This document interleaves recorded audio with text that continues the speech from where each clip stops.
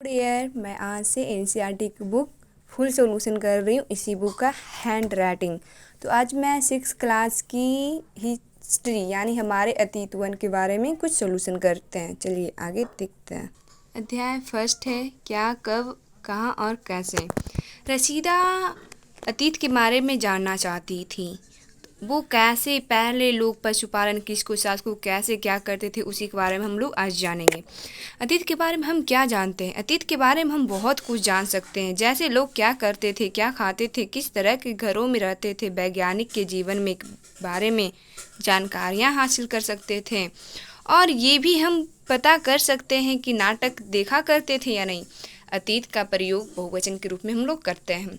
लोग कहाँ रहते थे? कई लाख वर्ष पहले नर्मदा नदी के तट पर रहते थे और उनका उत्पादों का संग्रह किया करते थे। वो खाने के लिए जानवरों का शिकार भी करते थे। उत्तर पश्चिमी के सुलेमान और किरथर पहाड़ियों में रहते थे, जहाँ लगभग 8000 वर्ष पूर्व स्त्री पुरुषों ने सबसे पहले गेहूं तथा जौ जैसी फसलों का उपजाऊ आरंभ किया। उन्होंने भेड़, बकरी और गाय बैल जैसी पशुओं का पालतू बनाना शुरू किया। उत्तर पूर्व के गारो तथा मध्य भारत में विंध्य पहाड़ियां क्षेत्र में कृषि का विकास हुआ, जहां सबसे पहले चावल उपजाया जाता था। ये स्थान विंध्य के उत्तर में स्थित है। सिंधु तथा इसकी सहायक नदियों। सहायक नदियां उन्हें कहा जाता है जो एक बड़ी नदी में मिल जाती है। लगभग 47,000 वर्ष पूर्व नदियों के किनारे कुछ आरंभिक नगर फले फूले।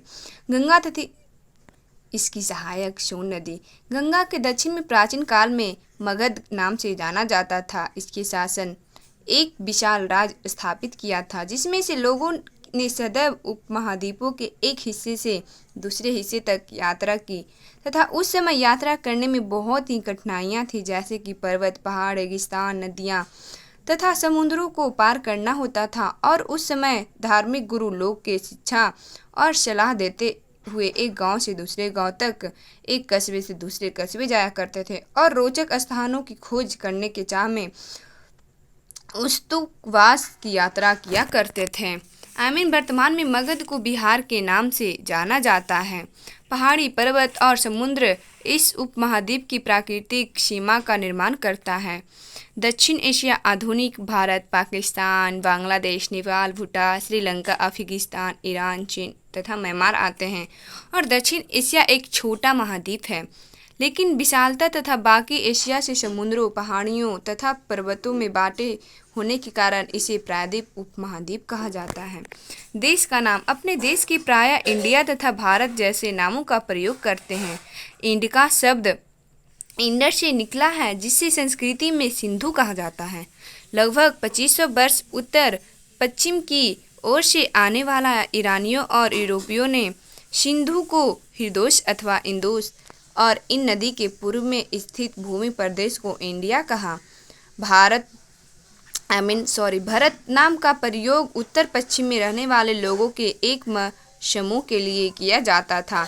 समूह का उल्लेख संस्कृति की आरंभिक लगभग 3500 वर्ष पुराने ऋग्वेद में भी मिलता है और बाद में इनका प्रयोग देश के लिए होने लगा। अपने देश का नाम इंडिया जैसे शब्द का प्रयोग किया जाता था, जिसका इंडिया शब्द इंडस से निकला था, जिसे संस्कृत में सिंधु कहा जाता था। ईरानियों ने सिंधु को हिरदोष कहा था, यूनानियों ने सिंधु को इंदोस कहा था। भारत नाम का प्रयोग उत्तर पश्चिम में रहने वाले लोगों को एक समूह के लिए किया जाता था। अतीत लिखी गई पुस्तक। हमारे हाथ से लिखी होने के कारण पांडुलिपि कहा जाती थी। उस समय अंग्रेजों ने पांडुलिपि के लिए प्रयुक्त होने वाला मैन्युस्क्रिप्ट शब्द लैटिन शब्द में मैनु, जिसका अर्थ होता हाथ। पांडुलिपि प्राय हाथ, तार अथवा हिमालय क्षेत्र में उगने वाले भुर्ज नामक पेड़ की छाल से विशेष तरीके से तैयार भोजपत्र पर लिखी मिलती थी। ये पांडुलिपियां मंदिरों और विहारों में प्राप्त होती है। इस पुस्तक में धार्मिक मान्यताओं व व्यवहारों, राजाओं के जीवन, औषधियों तथा वैज्ञानिक आदि सभी प्रकार के विषयों की चर्चा मिलती है। और इसके अतिरिक्त हमारे यहाँ महाकाव्य, कविताएं तथा नाटक भी हैं और कुछ अन्य प्रकार के अभिलेख मिलते हैं, जिससे राजाओं तथा रानियों सहित अन्य स्त्री पुरुषों ने भी अपने कार्यों के विवरण उत्कीर्ण करवाए हैं। शासन लड़ाइयों में अर्जित विजयों का लेखा जोखा हम लोग कर। हाथों से लिखी जाने वाली पुस्तक को पांडुलिपि कहा जाता है। अंग्रेजों ने मैन्युस्क्रिप्ट शब्द का प्रयोग किया था, जिसका लैटिन शब्द है मेनू, जिसका अर्थ होता है हैंड। ताड़पत्रों से बनी पांडुलिपि लगभग 1000 वर्ष पहले लिखी गई थी। एमिन पांडुलिपि एक पुस्तक है जिसे भुर्ज पेड़ की छाल से बनी है, लगभग 1000 वर्ष पुरानी। ये आज भी उपलब्ध है। ये मंदिरों और पहाड़ियों में, बिहारों में प्राप्त हैं। पुरातात्वविद, ये कई वस्तुएं अतीत में बनी और प्रयोग में लाई जाने वाली है। ऐसे वस्तुओं को अध्ययन करने वाला व्यक्ति पुरातात्विक कहलाता है। पुरातात्विक 25 यानी 2250 वर्ष पुराना। 2250 अभिलेख वर्तमान के अफगानिस्तान के कँधार से प्राप्त हुआ था। तिथि के समय शासक अपनी विजयों का लेखा जोखा रखते थे। यही कारण है कि हम आज उनको शासकों तथा उनके द्वारा लड़ी जाने वाली लड़ाइयों के बारे में काफ़ी कुछ जानते हैं। तिथियों का मतलब 2000 वर्ष की गणना ईसाई धर्म प्रवर्तक ईसा मसीह के जन्म की तिथि से की जाती है। 2000 वर्ष पर बाद से ही ईसा मसीह की जन्म के पूर्व की सभी तिथियां ईसा पूर्व के रूप में जानी जाती है। 2000 वर्ष आरंभिक बिंदु माना जाता है।